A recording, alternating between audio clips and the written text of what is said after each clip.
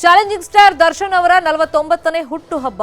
But ಜೈಲಲ್ಲಿದ್ದಾರೆ ಅವರು. ಆದ್ರೆ ಹೊರಗಡೆ ಅಭಿಮಾನಿಗಳು ವಿಶೇಷ ರೀತಿಯಲ್ಲಿ ಪೂಜೆ ಪುನಸ್ಕಾರ ಪ್ರಾರ್ಥನೆ ಮಾಡ್ತಾ ಇದ್ದಾರೆ. ಆದ್ರೆ ದರ್ಶನ್ ಮನೆ ಹತ್ರ ಒಬ್ಬ ಅಭಿಮಾನಿ ಹುಚ್ಚಾಟವನ್ನ ಮಾಡಕ್ ಹೋಗಿದ್ದಾನೆ. ಈ ಸಂದರ್ಭದಲ್ಲಿ ಕಪಾಳಕ್ಕೆ ಬಾರಿಸಿದ್ದಾರೆ ಪೊಲೀಸರು ಅವನಿಗೆ. ದರ್ಶನ್ ನಿವಾಸದ ಬಳಿಯಲ್ಲಿ ಹುಚ್ಚಾಟ ಮಾಡಿದ್ದಾರೆ. ಫ್ಯಾನ್ಸ್ ಬಂದಿದ್ದಾರೆ. ದರ್ಶನ್ ಬರ್ಡೇ ಆಚರಣೆಗೆ ಅಂತ ಹೇಳಿ ಅಭಿಮಾನಿಗಳಲ್ಲಿ ಬಂದಿದ್ದಾರೆ. ಆದ್ರೆ ಅತಿರೇಕದ ಅಭಿಮಾನವನ್ನ ತೋರ್ಸಕ್ ಹೊರಟಿದ್ದಾರೆ. ದರ್ಶನ್ ಇಲ್ಲ ಮನೆಯಲ್ಲಿ ಅನ್ನೋದು ಎಲ್ರಿಗೂ ಗೊತ್ತಿರೋ ವಿಷಯನೇ. ಸದ್ಯಕ್ಕೆ ಪರಪ್ಪನ ಅಗ್ರಹಾರ ಜೈಲಲ್ಲಿದ್ದಾರೆ. ಆದ್ರೆ ಪೊಲೀಸರಲ್ಲಿ ಕನ್ವಿನ್ಸ್ ಮಾಡಿದ್ರು ಮಾತು ಕೇಳಕ್ ಅಭಿಮಾನಿ ರೆಡಿ ಇಲ್ಲ. ದರ್ಶನ್ ಮನೆ ಹತ್ರ ನಾನು ಹೋಗಬೇಕು, ನನ್ನನ್ನು ಬಿಡಿ ಅಂತ ಹೇಳಿ ಕಿರಿಕಿರಿ ಮಾಡಿದ್ದಾನೆ. ಕುಡ್ದು ಬಂದು ಕೂಗಾಡ್ತಾ ಇದ್ದ ಅಭಿಮಾನಿಗೆ ಪೊಲೀಸರು ಕಪಾಳ ಮೋಕ್ಷ ಮಾಡಿದ್ದಾರೆ. ಪೊಲೀಸರು ಕನ್ವಿನ್ಸ್ ಮಾಡಕ್ ಟ್ರೈ ಮಾಡಿದ್ದಾರೆ. ಆದ್ರೆ ನಾನು ಮನೆ ಹತ್ರ ಹೋಗಬೇಕು, ದರ್ಶನ್ ಮನೆ ಹತ್ರ ನನ್ನನ್ನು ಬಿಡಿ ಅಂತೇಳಿ ಆತ ಕುಡ್ಕೊಂಡು ಬಂದು ಗಲಾಟೆ ಮಾಡಿದ್ದಾನೆ ಅನ್ನೋದು ಗೊತ್ತಾಗಿದೆ. ಅಂದ್ರೆ ಕಿರಿಕಿರಿ ಮಾಡಿದ್ದಾನೆ ಪೊಲೀಸರ ಹತ್ರ. ಆಗ ಪೊಲೀಸರು ಕಪಾಳ ಮೋಕ್ಷ ಮಾಡಿದ್ದಾರೆ. ದೃಶ್ಯದಲ್ಲಿ ನೋಡ್ತಾ ಇದ್ದೀವಿ.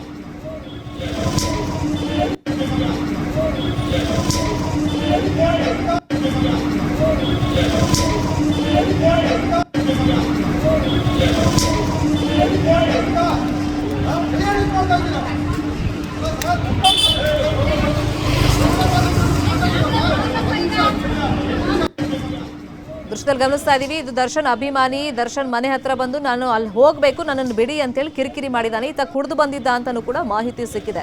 ಪೊಲೀಸರು ಕನ್ವಿನ್ಸ್ ಮಾಡಕ್ ಟ್ರೈ ಮಾಡ್ತಾ ಇದ್ದಾರೆ. ಬಟ್ ಆತ ವಾಗ್ವಾದಕ್ಕೆ ಇಳಿತಾನೆ. ಆಗ ಪೊಲೀಸರಿಗೂ ಪಿತ್ತ ನೆತ್ತಿಗೇರಿದೆ. ಕಪಾಳ ಮೋಕ್ಷವನ್ನ ಆತನಿಗೆ ಮಾಡಿದ್ದಾರೆ ಕಿರಿಕಿರಿ ಮಾಡಿದಂತ ಅಭಿಮಾನಿಗೆ.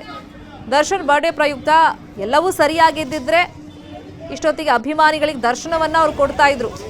ಪ್ರತಿ ಬಾರಿ ಬರ್ಡೇಗೆ ಅದನ್ನಂತೂ ಮಿಸ್ ಮಾಡ್ತಿರ್ಲಿಲ್ಲ ಅವರು. ಅಭಿಮಾನಿಗಳ ಜೊತೆಯಲ್ಲೇ ತಮ್ಮ ಹುಟ್ಟು ಹಬ್ಬವನ್ನ ಆಚರಣೆ ಮಾಡ್ಕೊಳ್ತಾ ಇದ್ರು. ಪ್ರತಿಯೊಬ್ಬರಿಗೂ ಫೋಟೋಸ್ ಕೊಡ್ತಾ ಇದ್ರು.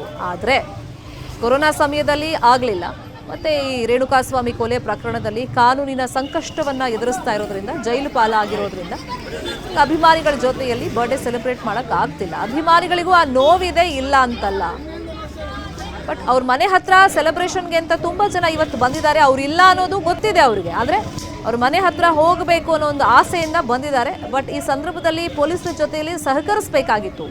ಕಿರಿಕಿರಿ ಯಾಕೆ ಮಾಡ್ಕೊಂಡ್ರು ಗೊತ್ತಾಗಿಲ್ಲ. ಅತಿರೇಕದ ಅಭಿಮಾನದಿಂದ ಈ ಕಿರಿಕಿರಿ ಮಾಡ್ಕೊಂಡಿದ್ದಾರೆ ಅನ್ನೋದು ಗೊತ್ತಾಗ್ತಾ ಇದೆ. ಇದೇ ವಿಷಯವಾಗಿ ಇನ್ನಷ್ಟು ಡೀಟೇಲ್ ಆಗಿ ಇನ್ಫಾರ್ಮೇಶನ್ ಕೊಡ್ತಾ ಹೋಗೋದಕ್ಕೆ ಫೋನ್ ಸಂಪರ್ಕದಲ್ಲಿ ಕನೆಕ್ಟ್ ಆಗಿದ್ದಾರೆ ನಮ್ಮ ರಿಪೋರ್ಟರ್ ಸತೀಶ್. ಸತೀಶ್, ಎಲ್ಲವೂ ಸರಿಯಾಗಿದ್ದಿದ್ರೆ ಇಷ್ಟೊತ್ತಿ ಅಭಿಮಾನಿಗಳ ಜೊತೆಯಲ್ಲಿ ಕೇಕ್ ಕಟ್ ಮಾಡಿ ಪ್ರತಿಯೊಬ್ಬರಿಗೂ ಫೋಟೋನ ದರ್ಶನ್ ಕೊಡ್ತಾ ಇದ್ರು. ಪ್ರತಿ ಸಲನೂ ಹಂಗೆ ಮಾಡ್ತಾ ಇದ್ರು. ಬಟ್ ಈ ಸತಿ ಕಾನೂನಿನ ಸಂಕಷ್ಟದಲ್ಲಿ ಸಿಕ್ಕಾಕೊಂಡ್ಬಿದ್ದಾರೆ. ಬಟ್ ಈ ವ್ಯಕ್ತಿ ಹಠ ಹಿಡಿದಿದ್ದು ಏನು ಪೊಲೀಸರು ಮುಂದೆ? ಎಷ್ಟು ಶರ್ಮಿತಾ, ದರ್ಶನ್ ಅವರ ಹುಟ್ಟುಹಬ್ಬ ಅಂತಂದ್ರೆ ಪ್ರತಿ ವರ್ಷ ಯಾವ ರೀತಿ ಆಚರಣೆ ಇರುತ್ತೆ, ಅಭಿಮಾನಿಗಳು ಯಾವ ರೀತಿ ಸೇರ್ತಾರೆ ಅನ್ನುವಂಥದ್ದು ಎಲ್ರಿಗೂ ಕೂಡ ಗೊತ್ತಿರುವಂತದ್ದೇ. ಸೊ ಈ ವರ್ಷ ಅವರು ಜೈಲಲ್ಲಿರುವ ಕಾರಣ ಅವರ ಮನೆಯ ಬಳಿ ಹುಟ್ಟುಹಬ್ಬಕ್ಕೆ ಯಾವುದೇ ರೀತಿಯಾದಂತ ಒಂದು ಅವಕಾಶವನ್ನು ಕೊಟ್ಟಿಲ್ಲ. ಯಾಕಂದ್ರೆ ಅಕ್ಕಪಕ್ಕದ ನಿವಾಸಿಗಳಿಗೆ ಸಮಸ್ಯೆ ಆಗುತ್ತೆ ಅನ್ನುವಂಥ ನಿಟ್ಟಿನಲ್ಲಿ ಏನು ಅವರ ನಿವಾಸಕ್ಕೆ ಹೋಗುವಂತ ಒಂದು ರಸ್ತೆ ಇದೆ, ಅಲ್ಲಿ ಬ್ಯಾರಿಕೇಡ್ ಹಾಕುವ ಮುಖಾಂತರ ಯಾರು ಮನೆಯ ಬಳಿ ಹೋಗ್ಬಾರ್ದು, ಅಲ್ಲಿ ಹೋಗಿ ಜೈಕಾರ ಹಾಕುವಂತ ಕೆಲಸವನ್ನು ಮಾಡ್ತಾರೆ. ಅದರಿಂದ ಬೇರೆಯವರಿಗೆ ಸ್ವಲ್ಪ ಕಿರಿಕಿರಿ ಆಗುತ್ತೆ. ಅದರ ಜೊತೆಗೆ ಅದೇ ರಸ್ತೆಯಲ್ಲಿ ಆಸ್ಪತ್ರೆ ಕೂಡ ಇದೆ, ಅಲ್ಲಿರುವಂತಹ ಪೇಷಂಟ್ಗಳು ಕೂಡ ಸಮಸ್ಯೆ ಆಗುತ್ತೆ ಅನ್ನುವಂಥ ನಿಟ್ಟಿನಲ್ಲಿ ಅಲ್ಲಿಗೆ ಬರುವಂತ ಅಭಿಮಾನಿಗಳನ್ನ ಅಲ್ಲಿ ಯಾರು ಕೂಡ ಒಂದು ಕಡೆ ಸೇರದಾಗೆ ಪೊಲೀಸ್ನವರು ತಡೆಯುವಂತ ಒಂದು ಕೆಲಸವನ್ನು ಮಾಡ್ತಿದ್ರು. ಸೊ ಅದೇ ರೀತಿಯಾಗಿ ಇಲ್ಲಿಗೆ ಬಂದಂತ ಅಭಿಮಾನಿಯೊಬ್ಬನನ್ನು ಕೂಡ ಬಂದು ಪೊಲೀಸರ ಬಳಿ ವಾಗ್ವಾದಕ್ಕೆ ಇಳಿದು ನಾನು ಮನೆ ಬಳಿ ಹೋಗ್ಲೇಬೇಕು, ನಾನು ಹೂ ತಗೋ ಬಂದಿದ್ದೀನಿ, ಆ ಹೂವನ್ನ ನಮ್ಮ ಬಾಸ್ ಇಲ್ಲ, ನಮ್ಮ ಬಾಸ್ನ ಮನೆಗೆ ಗೇಟ್ಗೆ ಹಾಕ್ಬೇಕು, ಪ್ರತಿ ವರ್ಷ ಬಂದವ್ರಿಗೆ ನಾನು ಹೂನಾರ ಹಾಕ್ಬಿಟ್ಟು ಹೋಗ್ತಿದ್ದೆ, ಈ ವರ್ಷ ಅವ್ರಿಲ್ಲ. ಸೊ ಅವ್ರಿಲ್ಲೇ ಆಗಿರೋ ಕಾರಣ ನಾನು ಆ ಒಂದು ಹೂವಿನ ಹಾರವನ್ನ ಅವರ ಮನೆಯ ಬಳಿ ಇರುವಂತ ಒಂದು ಬೋರ್ಡ್ ಏನಿದೆ ಆ ಬೋರ್ಡ್ಗೆ ನಾನು ಹಾಕ್ಬೇಕು, ನಾನು ಮನೆಯ ಬಳಿ ಹೋಗ್ಲೇಬೇಕು ಅನ್ನುವಂಥ ನಿಟ್ಟಿನಲ್ಲಿ ಪೊಲೀಸರ ಬಳಿಗೆ ವಾಗ್ವಾದಕ್ಕೆ ಇಳಿದು ಪೊಲೀಸರು ಎಷ್ಟು ಹೇಳಿದ್ರು ಕೂಡ ಕೇಳದೆ ನಾನು ಹೋಗ್ಲೇಬೇಕು ಅನ್ನುವಂಥ ನಿಟ್ಟಿನಲ್ಲಿ ಪಟ್ಟು ಹಿಡಿದಾಗ ವಿಧಿ ಇಲ್ಲದೆ ಕೊನೆಗೆ ಆತನ ಮೇಲೆ ಪೊಲೀಸ್ನವರು ಕೂಡ ಒಂದು ಕಪಾಳಕ್ಕೆ ಹೊಡೆದು ಅಲ್ಲಿಂದ ಹೋಗುವಂತೆ ಕಳಿಸಿದ್ರು. ಹೊಡೆದ ನಂತರವೂ ಕೂಡ ಆತನ ಹುಚ್ಚಾಟವನ್ನು ನಾವು ಈ ವಿಡಿಯೋದಲ್ಲಿ ನೋಡ್ಬೋದು. ನೀವು ನನಗೆ ಯಾಕೆ ಹೊಡೆದ್ರಿ ಅಂತ ಕುಡಿದು ಬಂದು ಗಲಾಟೆ ಮಾಡ್ತಿದ್ದು. ಅಲ್ಲಿ ಪೊಲೀಸರಿಗೆ ಅವರ ಕರ್ತವ್ಯಕ್ಕೂ ಕೂಡ ಕಿರಿಕಿರಿ ಮಾಡ್ತಿದ್ರು ಕೂಡ ಇಲ್ಲಿ ಯಾರು ಇರಬೇಡ್ರಿ ಅನ್ನುವಂಥ ನಿಟ್ಟಿನಲ್ಲಿ ಕಳಿಸ್ತಾ ಇದ್ರು ಕೂಡ ಯಾರು ಕೂಡ ಅವರ ಮಾತನ್ನು ಕೇಳದೆ ಸೊ ಅವರ ಮನೆ ಬಳಿ ಹೋಗೋದಕ್ಕೆ ಪ್ರಯತ್ನ ಪಟ್ಟರು. ಅಂತ ಸಂದರ್ಭದಲ್ಲಿ ಪೊಲೀಸರು ಇಲ್ಲಿ ಯಾರಿಗೂ ಕೂಡ ಸಮಸ್ಯೆ ಆಗಬಾರ್ದು, ಒಂದು ಪರಿಸ್ಥಿತಿಯನ್ನು ನಿಯಂತ್ರಣಕ್ಕೆ ತಗೋಬೇಕು. ಯಾಕಂದ್ರೆ ಈಗ ಆಲ್ರೆಡಿ ಅವರು ಕೂಡ ಒಂದು ಕೊಲೆ ಆರೋಪದಲ್ಲಿ ಜೈಲಲ್ಲಿ ಇರುವಂತದ್ದು ಗೊತ್ತು. ಇಲ್ಲೇ ಮನೆ ಬಳಿ ಅವರ ಹುಟ್ಟುಹಬ್ಬದ ಸಂದರ್ಭದಲ್ಲೂ ಕೂಡ ಸಾಕಷ್ಟು ನಿವಾಸಿಗಳು ಒಂದು ಕಂಪ್ಲೇಂಟ್ ಅನ್ನು ಮಾಡ್ತಿರ್ತಾರೆ, ಇಲ್ಲಿ ಜಾಸ್ತಿ ಜನ ಸೇರ್ತಾರೆ, ನಮಗೆ ಸಮಸ್ಯೆಗಳಾಗುತ್ತೆ, ರಾತ್ರಿಯಿಂದ ಬೆಳಗ್ಗೆವರೆಗೂ ಕೂಡ ಕೂಗಾಡ್ತಿರ್ತಾರೆ, ನಾವ್ ಯಾರು ಇಲ್ಲಿ ಮಲಗೋದಕ್ಕಾಗಲ್ಲ, ನಮ್ಮ ಕೆಲಸಗಳಿಗೆ ಸಮಸ್ಯೆ ಆಗುತ್ತೆ ಅನ್ನುವಂಥ ನಿಟ್ಟಿನಲ್ಲಿ ಸಾಲು ಕಂಪ್ಲೇಂಟ್ಗಳು ಹೋಗ್ತಿದ್ವು. ಆ ರೀತಿಯಾದಂತ ಕಂಪ್ಲೇಂಟ್ಗಳು ಪೊಲೀಸ್ನವ್ರಿಗೆ ಪದೇ ಪದೇ ಬರ್ತಿದ್ರಿಂದ ಈ ಸಲ ಅದನ್ನ ಆಗ್ಬಾರ್ದು ಅನ್ನುವಂತ ನಿಟ್ಟಿನಲ್ಲಿ ಮನೆಯ ಬಳಿ ಹೋಗೋದಕ್ಕೂ ಕೂಡ ಯಾರನ್ನ ಬಿಡದೆ ಅಲ್ಲಿ ಒಂದು ಬ್ಯಾರಿಕೇಡ್ ಅನ್ನು ಹಾಕುವ ಮುಖಾಂತರ ಒಂದು ಬಂದೋಬಸ್ತ್ ಅನ್ನು ಮಾಡಿದ್ರು. ಅದನ್ನು ಮೀರಿ ಮನೆಯ ಬಳಿ ಹೋಗ್ಲೇಬೇಕಂತ ಪಟ್ಟು ಹಿಡಿದ ಕಾರಣ ಆತನ ಕಪಾಲಕ್ಕೆ ಪೆಟ್ಟು ಬಿದ್ದಿರುವಂತದ್ದು ಶರ್ಮಿತಾ. ಸತೀಶ್, ದೃಶ್ಯದಲ್ಲಿ ನೋಡ್ತಾ ಇದೀವಿ ಆ ಪೊಲೀಸ್ ಆಫೀಸರ್ ಅವ್ರ ಹೆಸರೇನು? ಯಾಕಂದ್ರೆ ಅವ್ರು ಕನ್ವಿನ್ಸ್ ಮಾಡಕ್ ಫಸ್ಟ್ ಟ್ರೈ ಮಾಡಿದ್ದಾರೆ, ಬಟ್ ಆತ ಅತಿರೇಕದ ಹುಚ್ಚಾಟ ಮಾಡಕ್ ಹೋಗ್ತಾನೆ. ಅವಾಗ ಇವ್ರ ತಾಳ್ಮೆ ಕಳ್ಕೊಳ್ತಾರೆ, ಕಪಾಳಕ್ಕೆ ಒಂದು ಬಾರಿಸಿದ್ದಾರೆ. ಅವ್ರ ಹೆಸರು? ಅಧಿಕಾರಿ ಹೆಸರು ಸದ್ಯಕ್ಕೆ ನಮಗೂ ತಿಳಿದಿಲ್ಲ ಶರ್ಮಿತಾ. ಅವರು ASI ಆದ್ರಿಂದ ಸೊ ಅಲ್ಲಿ ಯಾವುದೇ ಒಂದು PSI ಆ ರೀತಿಯ ಅಧಿಕಾರಿಗಳು ಯಾರಿಲ್ಲ. ASI ಮತ್ತು PC ಗಳು ಆ ತರದವರು ಇಲ್ಲಿ ಬಂದು ಇಲ್ಲಿ ಒಂದು ಬಂದೋಬಸ್ತನ್ನು ವ್ಯವಸ್ಥೆ ಮಾಡಿದ್ರು. ಯಾಕಂದ್ರೆ ದರ್ಶನ್ ಇಲ್ಲದ ಕಾರಣ ಯಾರು ಜಾಸ್ತಿ ಜನ ಇಲ್ಲಿಗೆ ಬರೋದಿಲ್ಲ. ದೊಡ್ಡ ಮಟ್ಟದ ಒಂದು ಭದ್ರತೆಗಳು ಏನೋ ಬೇಡ. ಈ ರೀತಿಯಾದಾಗ ಒಂದು 100 ಜನ 200 ಜನ ಅಭಿಮಾನಿಗಳು ಬರ್ತಿರ್ತಾರೆ, ಅವರನ್ನ ವಾಪಸ್ ಕಳಿಸಿದ್ರೆ ಸಾಕು ಅನ್ನುವಂತ ನಿಟ್ಟಿನಲ್ಲಿ ASI ಅವರ ಒಂದು ನೇತೃತ್ವದಲ್ಲಿ ಒಂದಷ್ಟು ಬಂದೋಬಸ್ತನ್ನು ಮಾಡ್ಕೊಂಡಿದ್ರು. ಆ ಕ್ಷಣದಲ್ಲಿ ಆತನು ಕೂಡ ಕುಡಿದು ಬಂದಿರೋದ ಕಾರಣ ಅವರ ಜೊತೆ ಒಂದು ವಾಗ್ವಾದಕ್ಕಿಳಿದು ವಾಪಸ್ ಕಳಿಸಿದಾರ ಅವನ್ನ. ಸದ್ಯಕ್ಕೆ ಪರಿಸ್ಥಿತಿಗೆ ಆತನ ಒಂದು ಇಲ್ಲಿಂದ ಕಳಿಸಿದ್ದಾರೆ. ಆದ್ರೂ ಕೂಡ ಇಲ್ಲಿ ಮತ್ತೊಂದಷ್ಟು ಅಭಿಮಾನಿಗಳು ಬಂದು ಬಾವುಟವನ್ನು ಹಿಡಿದು ಒಂದು ಕೂಗಾಡ್ತಿರುವಂತಹದ್ದು ಒಂದು ದೃಶ್ಯ ಇದೆ.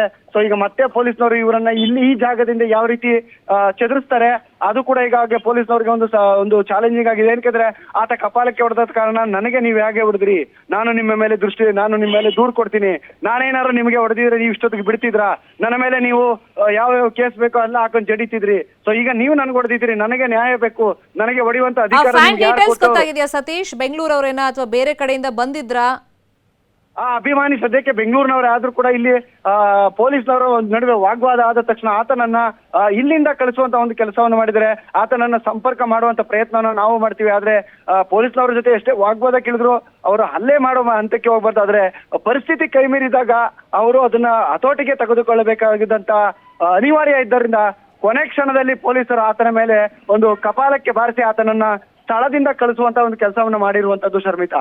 ಆ ಟೈಮ್ನಲ್ಲಿ ಏನಾದ್ರು ಬೇರೆ ಫ್ಯಾನ್ಸ್ ಇದ್ರಲ್ಲ ದರ್ಶನ್ ಅವ್ರದ್ದು, ಅವ್ರೇನಾದ್ರು ಪೊಲೀಸರ ಮೇಲೆ ಮುಗಿ ಬೀಳೋ ಪ್ರಯತ್ನ ಏನಾದ್ರು ಮಾಡಿದ್ರ? ಆಕ್ರೋಶ ವ್ಯಕ್ತಪಡಿಸೋ ಪ್ರಯತ್ನ ಏನಾರು ಆಯ್ತಾ? ಇಲ್ಲಿ ಸಾಕಷ್ಟು ಅಭಿಮಾನಿಗಳಿದ್ದಾರೆ ಶರ್ಮಿತಾ. ಆದ್ರೆ ಯಾರು ಕೂಡ ದರ್ಶನ್ ಅವರ ಮನೆ ಬಳಿ ಬಂದು ಗುಂಪು ಸೇರೋದಕ್ಕೆ ಬಿಡ್ತಾರೆ. ಅಕ್ಕಪಕ್ಕದ ರಸ್ತೆಯಲ್ಲಿದ್ದಾರೆ. ಅಲ್ಲಿರುವಂತಹ ಸ್ಥಳದಲ್ಲಿ ಆತನಿಗೆ ಹಲ್ಲೆ ಆದಂತ ಸಂದರ್ಭದಲ್ಲಿ ಆತ ಮತ್ತೆ ಆತನ ಜೊತೆಯಲ್ಲಿ ಬಂದಿದ್ದ ಇಬ್ಬರು ಹೊರತುಪಡಿಸಿ ಬೇರೆ ಯಾರೋ ಅಭಿಮಾನಿಗಳು ಕೂಡ ಇರ್ಲಿಲ್ಲ.